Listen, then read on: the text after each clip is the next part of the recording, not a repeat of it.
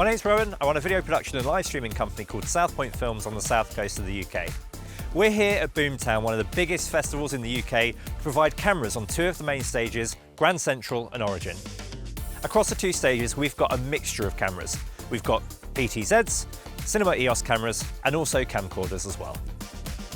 On one of the stages, Origin. On this stage, we went with PTZs only because it gave us a dynamic approach. It allowed VJs or the touring artist team to come over, tweak the cameras as they saw fit, and it gives us a great image that could be integrated with their show. I love the flexibility of the PTZs.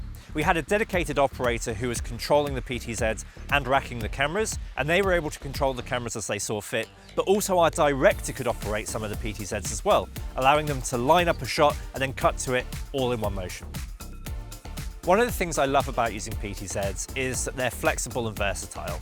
They don't necessarily replace a person, but they sometimes let us do things that a person couldn't do. For example, in this scenario, we would often be asked by some artists not to have any camera operators on the stage with the performers to avoid them being distracting.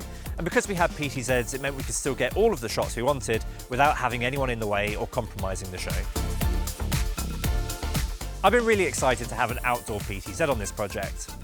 This PTZ we could place anywhere around the stage. It was discreet with no operator, and it also meant that we could leave it anywhere without worrying that it was exposed to the elements of British weather.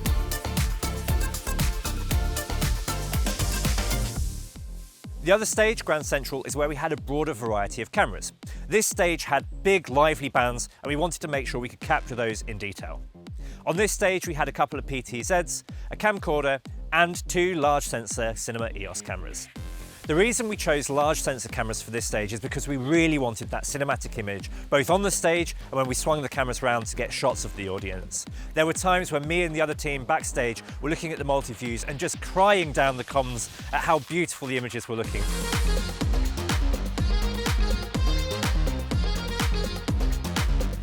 I love the C400. The fact that I can take it from a small corporate job all the way up to being in the pits at a major music festival with a Cine Servo zoom, broadcast demands, and even tally for the operators is just so versatile. I think this camera is going to be my all-rounder going forward. An instrumental technology in our production was Canon's XE Protocol. I've been familiar with this for a while now through the PTZ range, and I'm so glad it's come to their other cameras. With relatively affordable Ethernet cable, we can plug all of our cameras into the same network and control it all over IP using controllers and other software. The XE protocol allowed us to rack all of our cameras so we could control things like the white balance, the shutter speed, and all of the other settings on the cameras from backstage. We actually had an operator dedicated to this using Canon's IP1000 controller, and they were also controlling some of the PTZs as well, including their pan, tilt, and zoom functions. In multicam productions, it's essential that all of your images look the same. You can't go back in the edit and change it. What's happening is happening live on the screen and people will see it immediately. You have to do it right as it goes out. And I knew using Canon's cameras, we would get a consistent colour across all of the cameras with very little effort on our part.